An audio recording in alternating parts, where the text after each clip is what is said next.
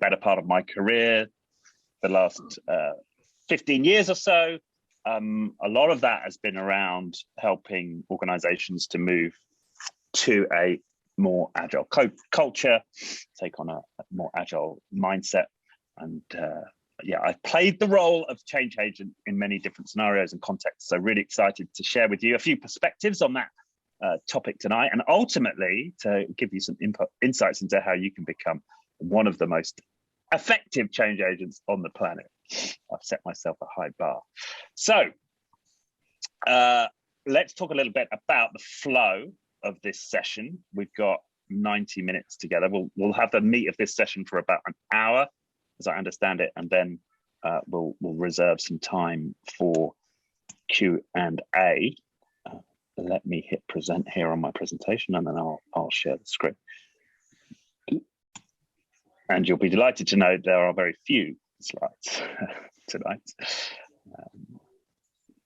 Okay. Can you see this? Can you see my screen? Yeah, we see your screen, yeah. Okay, great. And full screen. All right. So what are we going to do? We're going to look at the nature of seeking change. We're going to take a bit of a dive into who you are as a change agent. Then we're going to look at this very important topic of embodiment. So what does it mean to be an embodied change leader? How does that relate to this idea of holding space? The role of paradox in the work of being a change agent and pulling all of this together, and how you can make sense of it all in your role as a change agent.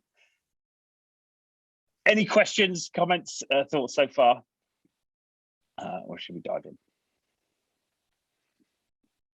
Okay, let's dive in. So we're going to kick off with a short breakout to warm you up and get you into this topic. Hang on. Yes. So we're gonna use a technique called Foursquare, which is a way of looking at different perspectives on the same topic. And it will tie into this role of paradox, which we'll get into later. So what I'm going to ask Matty to do here is to get you into groups of 3, and we're just going to look at these four questions. What are the positives of accepting the things the way they are? So what are the positives of not seeking to be a change agent? What's good about not seeking to change things? What are the negatives of accepting the status quo? What are the positives of seeking change, and what are the negatives of seeking change? So that's your challenge. I'm just going to give you 5 or 6 minutes in groups of 3 to think about these questions, and Matty's going to send through a broadcast message just so you're reminded of these prompts. So we're going to get you into 3s. Introduce yourself. Think through these prompts, and then we'll come back and hear from a few of you. That's the exercise. Any questions on the exercise? No. Okay. So Matty, can you put people into 3s?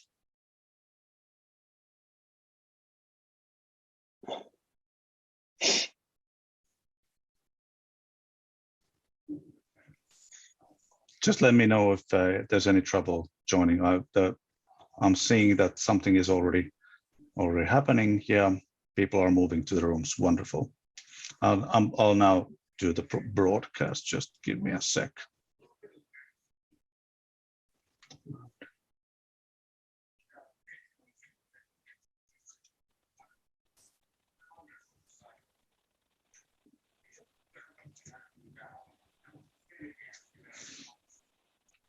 Okay, I hope everyone got the message.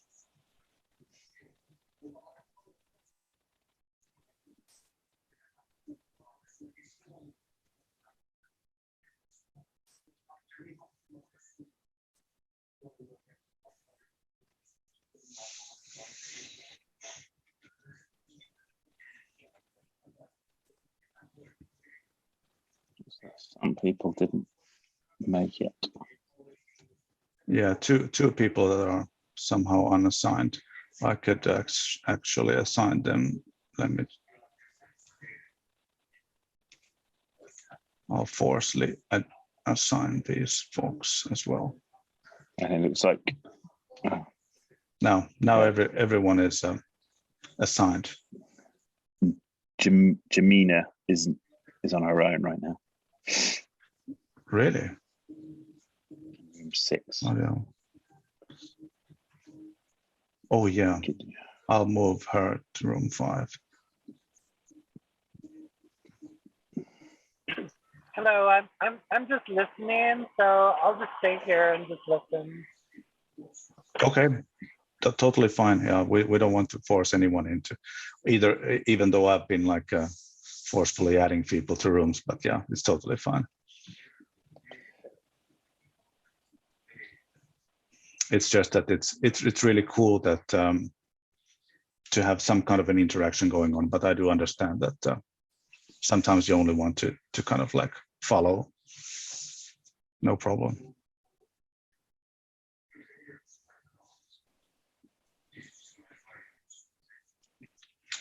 Richard, did you check at what time did we start the exercise? Well, I'm just going to let you give me. Yeah, I think I'll give you a prompt once we've got. So we've also seemed to have some. So was it Emma who's not joining? We've got Stuart and Tanush. Are they?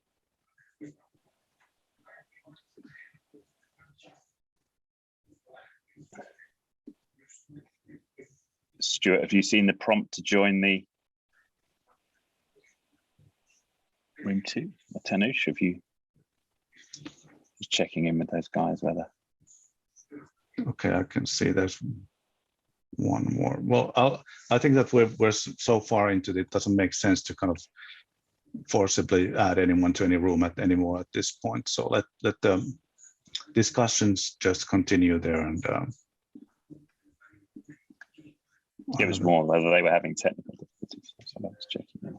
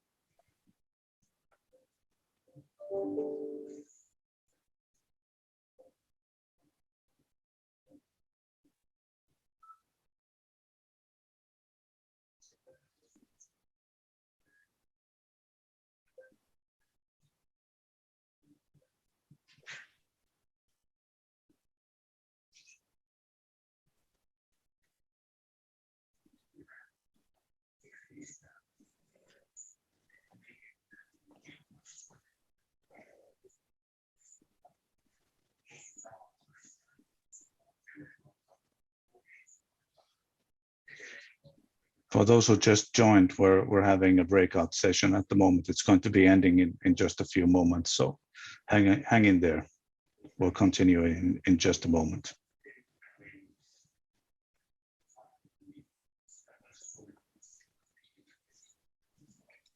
A couple more minutes, Natty, because it took a minute or two to get them set up.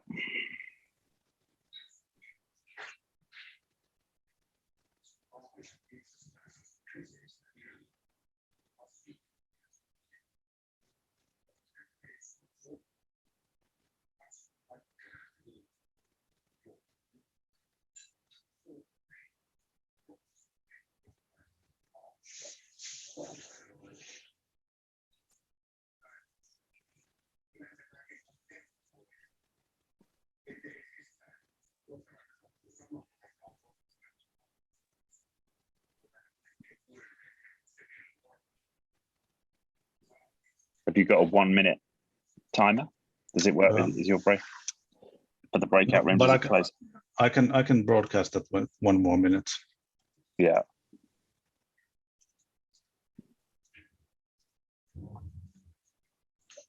And then I can check from my my own time.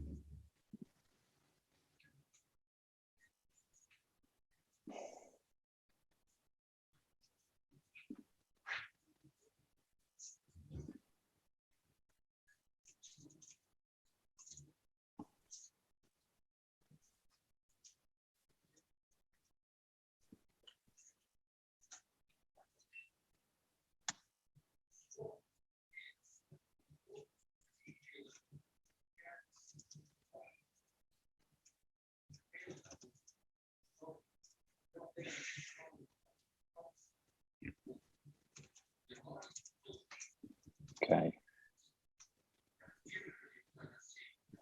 Still 15 seconds left, to be exact. Expect nothing less. The Nordic ambassador. And 5, 4, yeah, I'll start closing the rooms.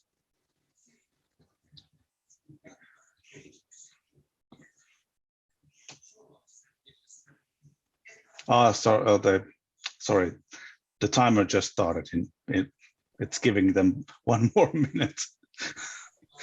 It was a default. I should have guessed.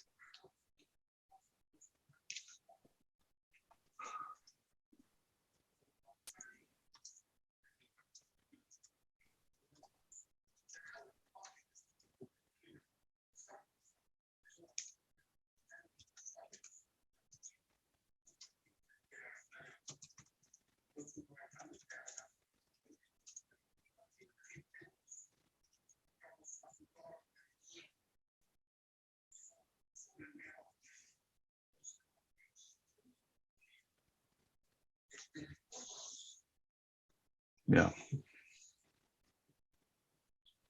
Okay, now we're all here. So go ahead, Richard. Welcome back, everybody, and thank you for going in with that exercise. Would anybody like to share? And we can just go around that 4 square and what you discussed in your breakout room.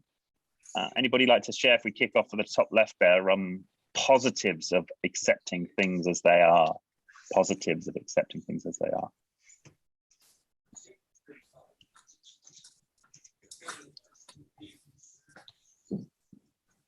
Nobody. Okay. Frank, you had a nice summary about what we were talking about in our group. The main item for positive of accepting things as known is being comfortable with the known. People are comfortable. Yeah, you can develop, comfort. They have a sense of stability, however misguided that might be, but it is a sense that people have, however short-lived. Yeah, people feel some security, some safety, some comfort. And people like routine as well, eh? So they often are used to work in a certain way, and they like that. They'll feel comfortable in doing the same thing all over again, and change. Well, that will change, of course, with a business change, of course, like a reorganization or working in different processes. And we talked about energy savings. It's like if you keep steady state, then it's less investment, but of course you can lose energy on the way. Yeah. I think someone had mentioned that. I mean, I also agree that maybe there's a potential for less risk when you don't really have to change. Yeah. Yeah, just stay in your comfort zone, I mean, so. Yeah. I think I said that, I'm going on video now. I said that the advantage of the status quo is it's sort of evolved over time. So probably is kind of, that's the classic advantage, is kind of quite good in that sense that, people have thought about things before maybe. I think I put it better in the group, but. Yeah, it's serving some purpose, right? Things are as they are for a purpose, for a reason. They've evolved in that way for a reason, so it's serving some purpose. And some things grow into tradition if you live long enough.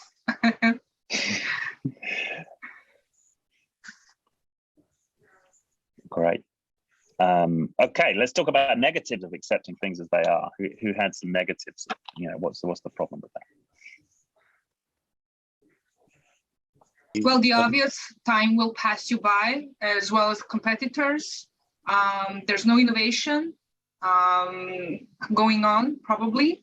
And it's basically all around complacency, maybe for the things that we know are not very good, but you're still reluctant to change, even when those things are very obvious. So those are, I think, the main points we reached at. Yeah. You totally you become history, you know. Yeah.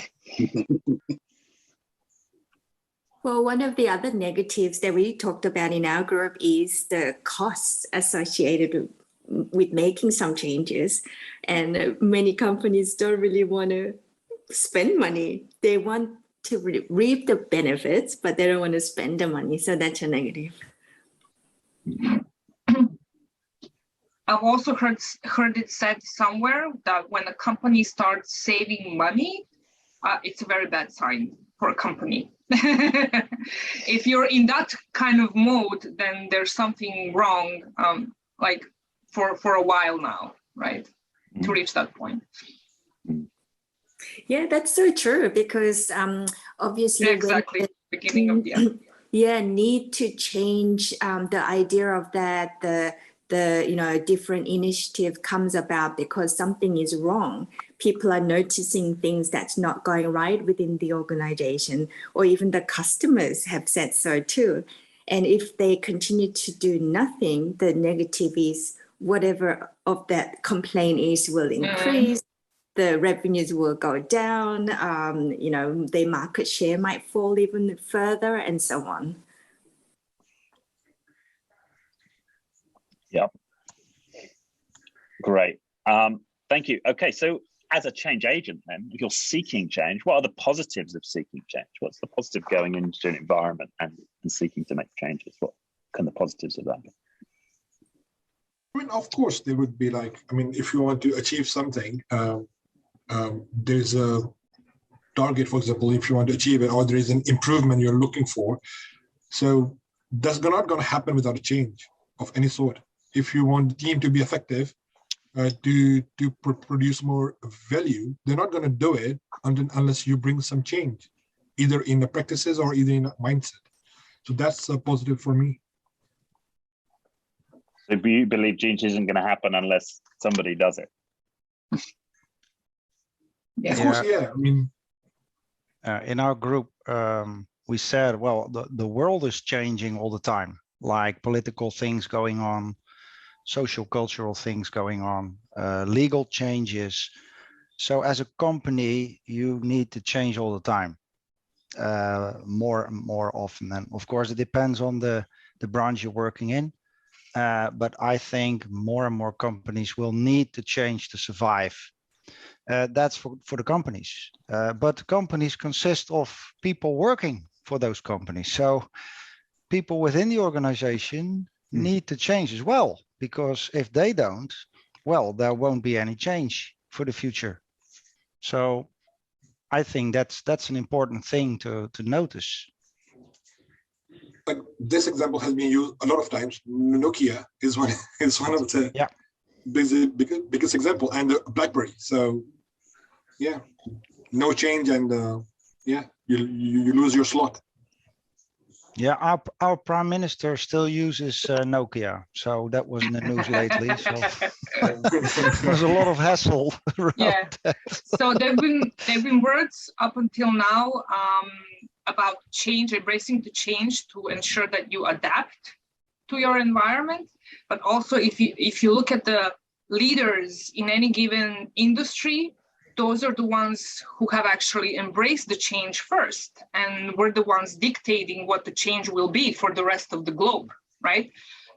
So I don't think any leader in any kind of industry was waiting for an environment to change and then react to it and adapt to it, right? Most typically, they were the ones pursuing the change, pursuing the innovation, making a risk so they could reap the greatest benefits, right?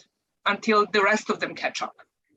So I think that's one like very strong pros are on leading the change and doing the change first. I think a very big advantage is that you have the opportunity to learn change. It's not a one-time thing, but it's first it's very hard. But if you get into it, then you can become an adaptive org, and I think that's a real advantage. Yeah, exactly. One of the things that Apple's done is they haven't always been the first to do a new thing, but they've been early enough. Like the iPod wasn't the first MP3 player, but it was the first MP3 player that wasn't shit. So like sometimes you need to move fairly early, but not super early. So it means like there's a time factor as well. Yeah. The change, like only change is not going to work out. Like you change at at what time? Change in time. Yeah. True. And what we were talking about as well was, well, not all changes will lead to improvements. Yes, so but I think will lead to learning. Exactly. So I'm currently in a reorganization for my company, and well, we don't know yet whether the decision to reorganize was a good decision yet. So you always have some plans. You have a point on the horizon where you want to work to, but you need to check all the time you're moving towards the right direction. So change can be good, but it's not always good. Measure everything. Yeah. Measure everything. Yeah. Can be a disaster as well. So yeah, that's very interesting. To add to that point, our group also talked about, of all these things that's happening during change, it's really imperative to have a leader who's going to be the sponsor of the change. Regardless, maybe some steps will be going backwards, but you have to keep to the aim of going for whatever that change is. And so if you push you on, maybe the company will get there. Yep. Yeah. Okay. What are the negatives of seeking change? Negatives of seeking change. If you're doing it very often and not letting the initial change to actually live for a while and show results. I've had that happening in my organization. Again, a resistance to change is really a real thing. So a lot of people don't feel comfortable with the change. You might lose people with the change that you want to conduct in your organization. What else? But those are like the most obvious negatives I've experienced in my organizations. I think if you look at agility and agile world generally, I think some organizations are just following the bandwagon, so they've not actually done the research. They don't even know what agile is all about. Yeah. Because agile is a buzzword, they're just changing. You're just, so. That's a false change. Exactly. Anybody else on the negatives? Oh, sorry. Negatives of seeking change, going in and seeking change. Not understanding the change really, and just rushing into it. Yeah. I would say. Copying the Joneses, like they say. Yeah. Yeah. No. Not measuring the results before and after, not really specifying what you want to achieve with the change, not understanding what you could expect from that change. Yeah, that's as well. Adding to that point, especially if the organization is a large organization, there's lots of people like over many different countries. I think just changing itself is just the start. You have to let people know what that change is and the process of change, the training that goes with that, and giving them the opportunity to test it out and ask questions. And I think sometimes that part is sort of missing, or it's not done very well. True. Not communicated effectively. Yeah, exactly. And some organizations go in wholesomely, so instead of going in incrementally, for instance, some are jumping in, I'm the sink immediately. Yeah, or by doing a directive management style. Like, I think good changes often come from bottom up. So change by doing, like the Kaizen kind of thing in Lean. Change for the better all the time, moving in small steps forward. Go ahead, Tom. Yeah. So I even dislike the word change. I think the word improvement might be more appropriate and get us on the right track. And I've put in the chat something for Paula, especially, who likes metrics, how to quantify your requirements or objectives for the change. Okay, free nice video, etc. Enjoy it. Thank you. My pleasure. We'll definitely look at it. Christian, go ahead. And something I wanted to throw in the group, it's what I see when in very stable organizations, once they finally agree to change, it's that you lose your informal networks and all your informal knowledge, because previously people knew who to call and knew how things worked, although they have not been documented. And if you make a drastic change, a radical one, then it's they are not used and don't know how to work in this new environment. And I think that's a very, very common topic. Yeah, yeah, I think that's one of the negatives. You can make things worse, a lot worse. Yes, exactly. And the other thing that I don't think we've heard is that sometimes the change may just happen anyway. Right? Sometimes we think can be the agents of change, and it can only go through like the change team or whatever, or the coach or whomever it may be. Changes are happening all the time in organizations, and sometimes the change can simply emerge without any intervention, and that can be a blind spot for those of us who are motivated. I'm talking about myself here to have change happen or lead change.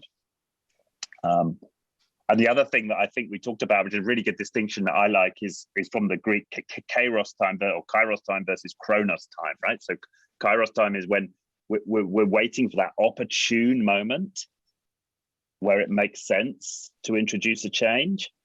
So that's kairos time, like waiting for the opportune moment, versus chronos time, which is trying to have a change happen on a timeline.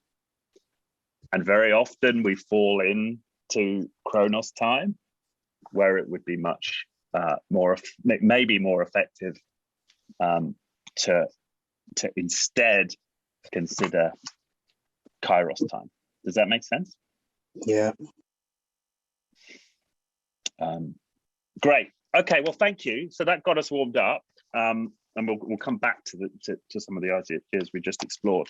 But let's just assume it does make sense for you to act in the role of a change agent. Let's just assume that is true. It may not always be true, but let's just assume that is true. So then the question is, and this speaks to the title of this session today, is how, what's your expression as a change agent? What's your ultimate expression as a change agent? And let's look at what we mean by that. And I'm going to ask for a volunteer to work with me here. Now, can you see my screen? Is it coming up? Yes, we see it. Okay. So, who's familiar with the clean language? Who's familiar with clean language technique? Anybody? Hands up. Becoming more popular in the Agile community. There's a Maru. Okay. So, is it just Maru? Okay, that's fine. So, for those who are not familiar with clean language as a technique, it comes developed by a guy called David Grove, who was an early pioneer of neuro-linguistic programming. It was used extensively in family therapy, but it's now finding its way into coaching more generally, and especially within Agile coaching circles, it's become quite a popular technique. And it's effectively, it's a way of asking very open, neutral questions that generate a great deal from the coachee. So they're highly generative questions. They tend to encourage very expansive answers. And in my experience of using clean language, we can find, when we're being asked clean language, parts of ourselves and parts of our thinking processes that we wouldn't find otherwise. So it can be a very powerful technique. And I'm going to invite you all to give it a go today. It's very simple. Now, there's a whole suite of clean language questions, and some of you may want to go research this afterwards. Today, we're just going to use one or two, I should say two. There's one that we kick off with, and then there's a secondary question. Two clean language questions to just take a little bit of a look for each of you what it means to be a change agent working at your best. So I'm going to ask for a volunteer, and then I'm going to demonstrate how this technique works, and then we're going to get you into pairs, and you're going to practice this with each other. Okay? So that's what we're heading into. Could I get a volunteer to work with me?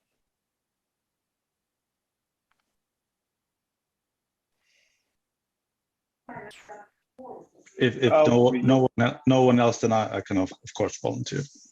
I think I heard somebody else as well. But okay. Yeah. Did we get someone else? Someone from the audience? I think I also heard something. Anyone? Yeah, I'll go ahead. Oh yeah, Maro. Okay. But I'm going to be very biased, so I'll try to be in a state of somebody who is actually being coached. So I see, because you've worked with clean language before. I use it for hypnotherapy and for coaching. Yeah. Brilliant. Okay, good. Okay, so Maro, as a change agent, when you're working at your best, that's like what? That's like me feeling confident, knowing that I have access to the resources I need, feeling trusted by the people I'm going to work with. I'm going to stop here, otherwise I'm going to start exploring multiple universes here. So you can see how this can expand. And when you're feeling confident, Maro, so what I've just done there is I put a snippet of what Maro has said, verbatim, it has to be the exact word, and then I'm including that in the question. So Maro used the word confident, and then I used that in the next question. So when you're feeling confident, Maro, that's like what? I feel an inner calm, a sense of strength, and I can easily focus on what I actually want to achieve without doubting if I'm going to achieve it in the best way. I just focus on it and start working. And when you're feeling an inner calm and a sense of peace, so I use two snippets from what Maro said there, that's like what? That's like when I am alone on holidays, climbing a wall. Actually, you cannot be alone. You gotta be secured by someone. But let's assume I'm alone on the wall. I hope he's on the ground securing me. Or I'm in a place that is very secure, full of light, sunny. Let's say at the beach. That's like that. Yeah. And when you're in a place that's secure and sunny, and it's like the beach, that's like what? That's like just feeling alive, just feeling connected, and just not being burdened by anything else other than what you have in that moment. And when you're feeling alive and connected, that's like what? All right, now what I was going to spontaneously say would have been a circular reference to the confidence and stuff like that, but it's like that's it. That's what everything should be like. That's the thing. Yeah. Okay, good. So, and if this was a clean language workshop, we could then play different clean language questions, and we could work with the whole suite of questions. But it felt to me like there we got to a good sense of who Maro is being when he's being a change agent at his best. So now, and this isn't a clean language question, but we're just going to sum this up in a sentence for Maro here, just so that he can get some clarity on what being a change agent at his best means for Maro. So if you were to then express that as a commitment, and you were to say, I am commitment to what in the context of being a change agent working at your best, what would you say that your commitment is? My commitment is to the people I have committed to providing some value to. So you're a commitment to the people. Well, yeah, that's actually inaccurate and incomplete. It's just one side of the medal. But is that enough to work with? Yeah, that's good enough to admit. So you're committed to the people when you're being a change agent. Okay, yeah. Good. All right. So that's the mini exercise. Any questions on that? So on the first question, I would have said it's like at the top of the world. I don't know how. Like I go straight to the point. I skip all of that jazz and steps. It's just like me being on the top of the world, and that's it. Mount Everest, or. Yeah, and that's like what? And when you're on top, that's like what? And you meant, well, I'm feeling serene. Whatever it is that comes. We're just exploring that space of what it means for you to be a change agent for your best, and then we hone right in then of what does that look like as an expression of commitment. If I may add on that, Richard, on the last question, the what you did is show discover for yourself and show me in some cases if I'm the coachee and I don't know that, and show other people what is my mental map of the things I care about, what associations I have with that one particular word, or one particular goal or task, change management, and that's extremely useful to be able to work with anybody. Yeah, exactly, and it may provide some insights for the coachee themselves. Yeah, exactly. Okay, so that's the exercise. I'm going to put you into pairs. I know a few of you are just listening. So is there anybody who's just listening and doesn't want to go into a pair? Do you remember that? Was it Tanish who said? Yeah, I'm just listening as well, really. So that time with the kids at the minute. Okay, so Patrick is out. And I'll be listening as well. Sorry. That was yeah, because I'll be living in 15 minutes time. Okay. Yeah, same here. Okay, so there's 3 of you who are not, but the rest of you, we're going to put you into pairs. So we'll give you 2 or 3 minutes each way. Just play with this a bit, have fun with it, and yeah, let's see where you get to. I'll see if I can revolve around the rooms and see how you're getting on. We'll also post this this format into a broadcast message as well, so you've got it. Matty will. Okay. Yeah. So I'm creating now 9 breakout rooms, so we'll be there in pairs. Brilliant. Yeah, we'll give you about 6 minutes. That'll give you three minutes each, and we'll ping you when it's time to swap. So thank you all for going with that. Anybody like to share on where they got to in terms of their commitment as a change agent? Or where they got to as a change agent working at their best?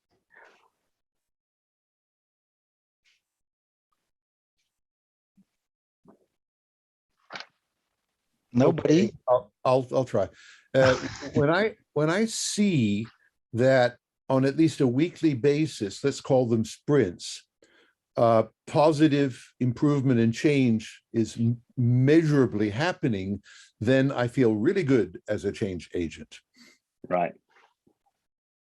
So you see positive improvement happening on a weekly basis through the sprints, and how would you express that as a commitment to who are you being, Tom, when you're in that mode, as a change agent?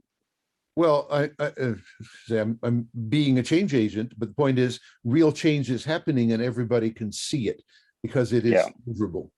You know, things like some indicators increasing towards its long-term goal. Yeah. And what's your commitment then in that context? Keep going. Keep going. So what does that look like as who you're being as a change agent? Week after week like I had one client who actually kept this going for several years. We've done case study on it. I'll put that case study in the chat. But going for several years on a weekly basis, delivering improvements to their products. So is it something like a commitment to being consistent, or commitment to being tenacious, or commitment to being? No, to delivering long-term planned improvement. So yeah, that's the outcome. I get that. Okay. But in terms of who you're being, Tom, as a change agent. Actually, the best thing, and that happened here, is after a short while, I can leave that client and they will continue in that mode.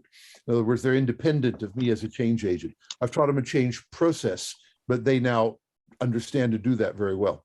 So you're being a teacher? Yeah, a process teacher, a change process teacher. But I don't have to be, I should be able to withdraw as soon as they've got the wheels turning and don't have any problems, which okay. happened in this case, I'll share. Yeah, mine goes pretty much in line with what Tom said, but I called it, my commitment is to people growth, because if people are not growing through the change is probably just mechanical and is more likely to die out when I'm gone.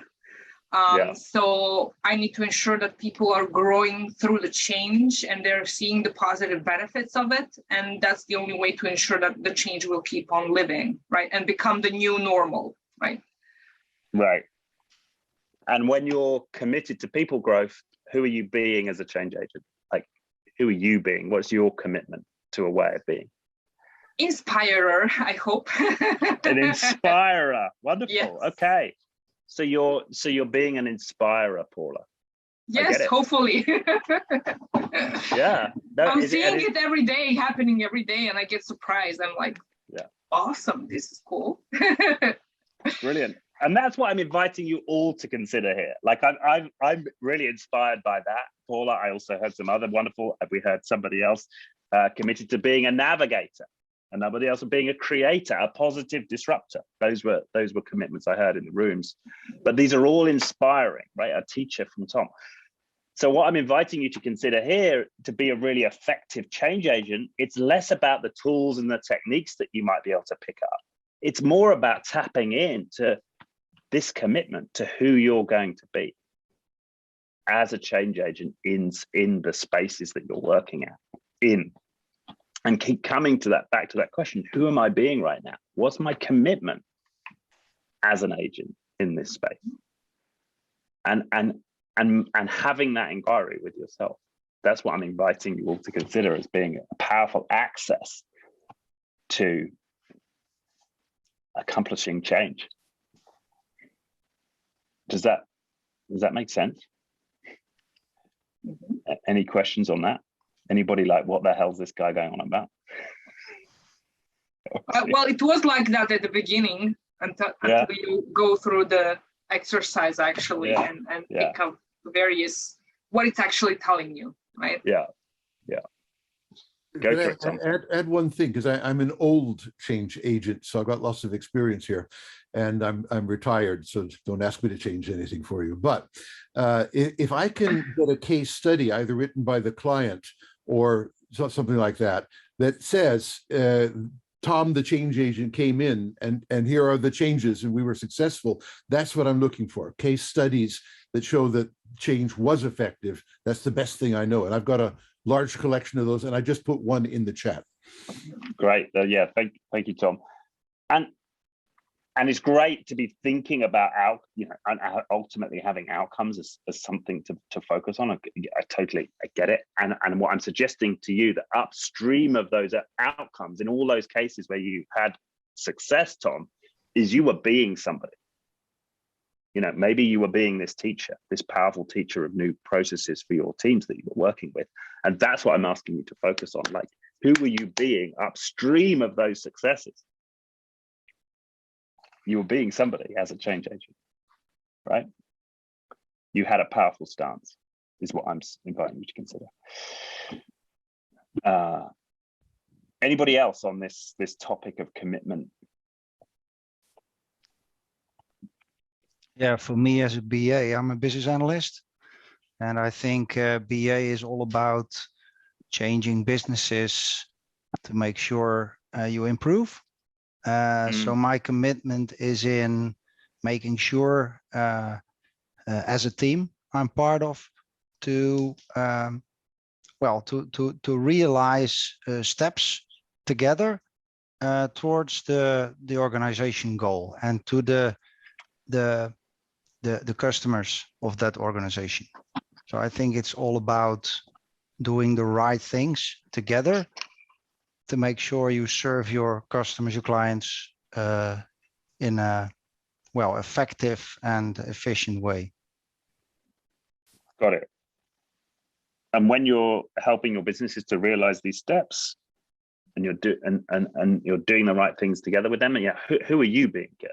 Who are you being? I will be the analyst, analyzing things, of course, and collaborating with other people to do the right things. So, like a soccer team is playing proper soccer and scoring goals. So I get that. So those are the activities that you're engaged with. Who are you being as a change agent? My being. I'm not good at inspiring. Sorry, Paula. I'm not. I can do better at that, I think. But I'm a critical person. So I think I'm honest. I'm critical, transparent. And I think you need that to make sure the group of people you're working with can form a team. So a team is not just some people working together. No, a team is much more than that. So I think to me that my being would be being one of the team members, being as honest and hardworking as possible to make commitment to what you're doing for your company and for your customer. So would it be something like you're being a commitment to honesty and transparency? Well, that's part of a lot of things I need to be, I think. Right. And being motivated to learn all the time. So you're being motivated to learn. Yeah, and make sure your company learns also. Learns from things that are doing that you're doing well, and learn from things you're not doing so well. So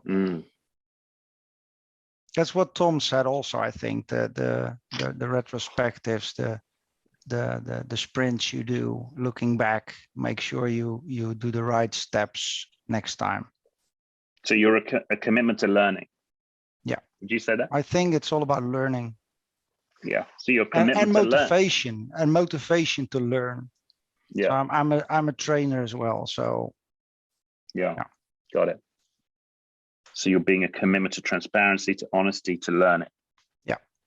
So you can be a commitment to something, or you can be. I think getting better, improving. Yeah, and a commitment and to making maybe in that way I am inspiring.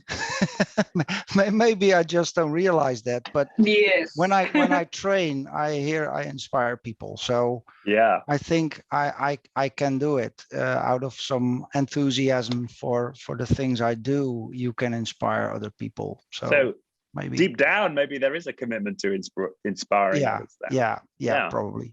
Yeah, awesome. Right. Yeah. Because we've got all this power inside us as human beings. Exactly. It's about inquiring into what's in there for us. Like, what is this fullest expression of who we can be as change? Yeah, I honestly think it all starts with motivation. Everything you do starts with motivation. If you don't have motivation, forget it. You're getting nowhere. Right. Yeah. Good. Any other questions on this? Anybody else like to share a commitment or somewhere they got to in that exercise? Okay, good. So it's all very well like doing this inquiry into who we're being as a change agent, but in the midst of working in organizations, dealing with people, it's very easy to get thrown off. It's very easy to get thrown off our center, right? It's easy to get triggered, right? In a particular, in the environments that we're working in, and maybe our commitment is to being an inspirer, but we've actually become something else, right? In the moment. It's not inspiring, right? I mean, I feel, So then there's this question of like, how do we manage our state? How can we remain centered, remain present to this commitment to who we're going to be for others? And this is where this idea of embodiment comes in, which I'm going to invite you again to consider. So I know I'm throwing several things at you here. But how can we remain embodied? How can we remain centered in the midst of change? So I'm going to invite us all to come into an exercise here where we're just going to play with getting centered, checking in with our bodies and where we're at right now. So are you all sitting comfortably? Are we ready to go into an exercise here? All right, so I'm going to ask you all to close your eyes, and we're going to begin by focusing on our lower bodies. So notice how your feet feel on the floor.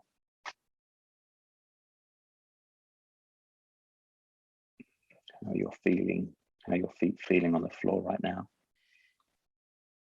Then slowly move your attention to your ankles.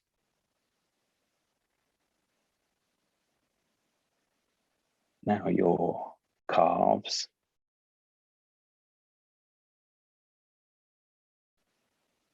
Now your knees. Bring your attention to your knees.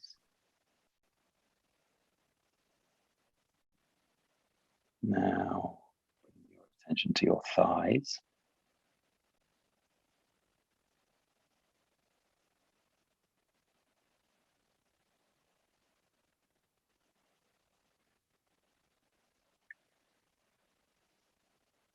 Your pelvis.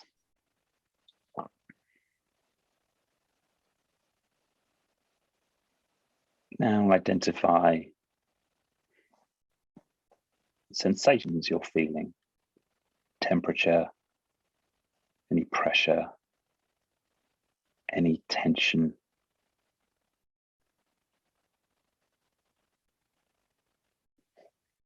So we're going to continue to move up your body, and if you feel any tension, take a deep breath. And as you exhale, you release it.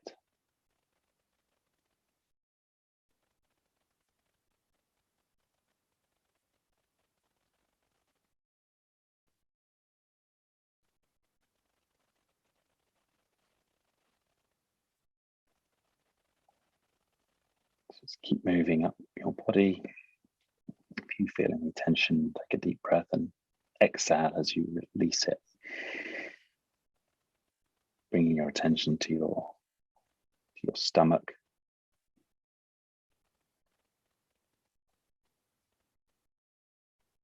To your heart.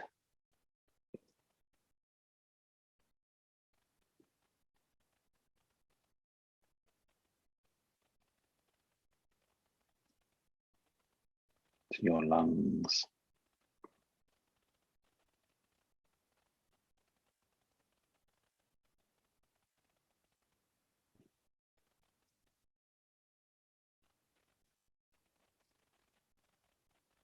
Focus on your shoulders.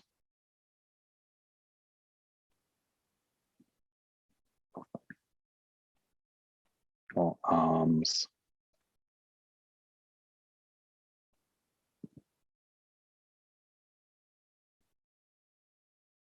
Your neck. Just any pressure, any tension. Where you feel any tension, take a deep breath, exhale as you release it. Bring your attention to your head.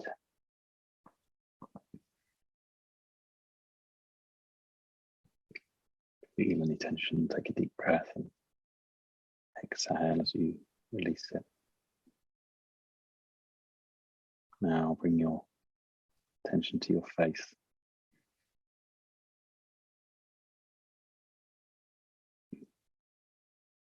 Release any tension in your face.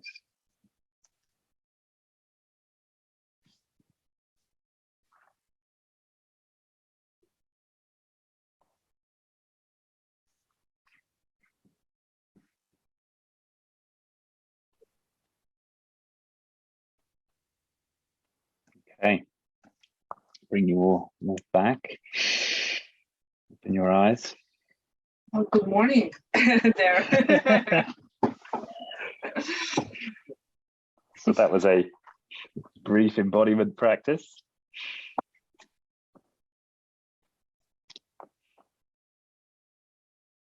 How do people feel after that?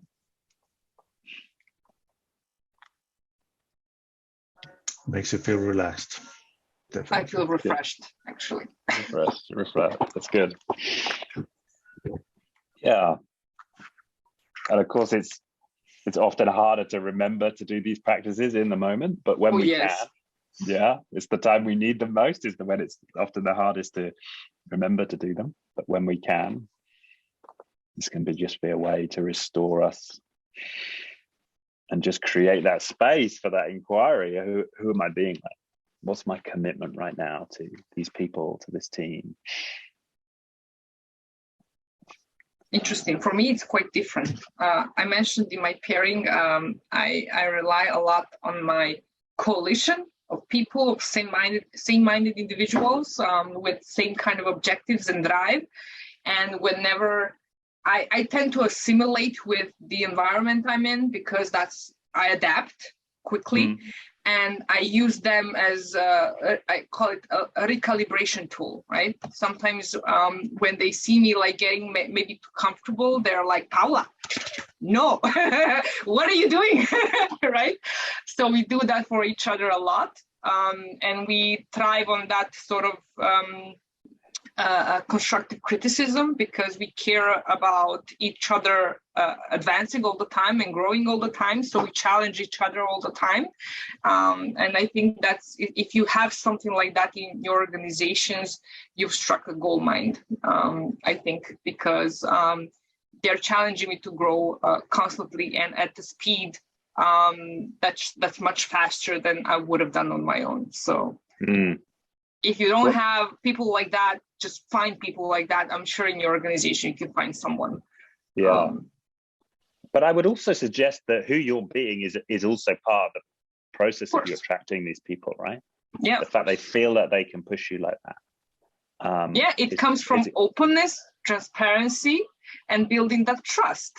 Because if you have that trust, there are no words that cannot be uttered, because people know that it comes from a good place, right? And that's when it gets really comfortable and relaxed, and you get that confidence that you can do anything. Yeah, and so what I'm inviting you to consider here is this: by consciously identifying who it is you're being when you're attracting these people and being this agent of change, and we can tap into that consciously and be that more of the time. That's what I'm inviting, and we can also play with it, right? There may be modes when you being the inspirer is absolutely the right thing, Paula, and there may be other contexts in which actually playing with who you're being and creating new possibilities for who you could be. Yeah. Great. Anything else on that little embodiment exercise we did? And there can be men. Oh, sorry, Matthew, you can come in. Yeah, I just really want to be conscious about the time. We've only got 5 minutes to go, so I'm afraid we need to start wrapping up the session. Yeah, no, sure. Sorry to be the killjoy. No, that's right. So let's recap what we've done. So we've talked about, first of all, we started off with that 4-box model, and the reason I brought that up was it's just to acknowledge that just being with what is can be very powerful in itself, and actively making the change may not all, or attempting to make a change may not always be the best course. Just being with what is a very, very powerful in and of itself. And then inquiring into who I'm being in this context is another very powerful access. We then talked about embodiment, because why is embodiment important?